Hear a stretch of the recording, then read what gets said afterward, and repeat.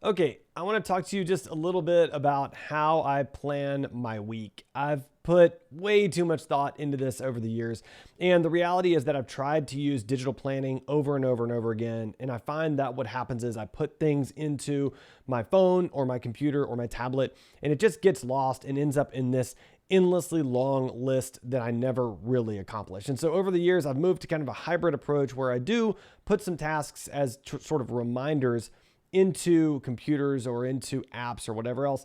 But I inevitably write down the tasks that are most important and actually plan my week out inside of my journal. So I wanted to just show that to you really quick today so you can sort of see how I do it and how I think about it. And hopefully it's a helpful method for you. So taking a quick look over here at my journal, you'll see that I've got the week planning for this week, August 15th. I'm recording on August 15th. And I've got my company planning right here at the top.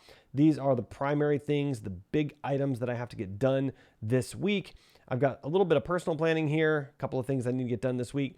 And then I've got my focus. This is how I'm going to focus each day of the week. So Monday is going to be for current clients, Tuesday for sales, Wednesday's for content, Thursday for sales, and Friday is going to be wrapping up and planning. And so let me show you how this is going to translate into my daily work. So if you come over here, you'll see this is my plan for today. And the first thing you'll notice is 3 hash marks at the top. That's because that's where I write what I'm thankful for. I'm going to be doing that shortly as I'm starting my day.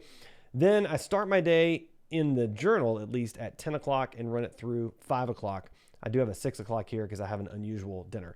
I start at 10 o'clock, not because I start working at 10 o'clock, but because that's when I'm never going to have meetings before 10 o'clock, so I don't need to start before 10 o'clock.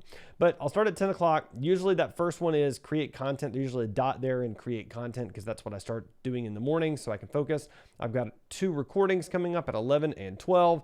And then I've got my dental cleaning coming up at 2 o'clock. So that's super fun.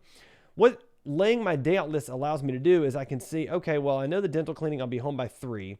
So really, I can look back at my list of things here and say, okay, well, what on my list, what major thing do I need or am I going to accomplish today? So maybe it looks like my day's already pretty packed. So maybe I'll do something simple like use Podmatch or work on clutch reviews. So I'd come back over here to today and say, okay, where can I fit in use Podmatch or clutch reviews? Well, it looks to me like I can probably fit that in at 3:30.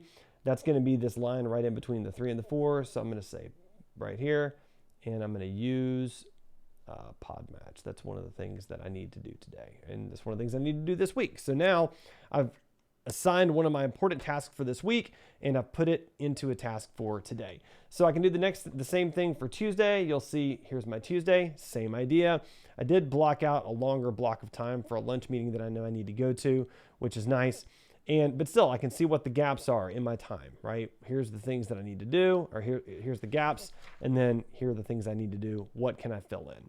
So by taking the time to sort of understand what it is I have to do for the week, and then understand what my days look like, I can then take those priorities for the week, I can fill them in to each day and make sure that things actually get done that are moving towards my ultimate goals. Now, of course, this all has to roll up to monthly planning, which I'll talk about in a later video. But for now, thanks for joining. If you want to connect with me, here are all the places you can do that. If you haven't already, make sure to subscribe to my YouTube channel. Thanks.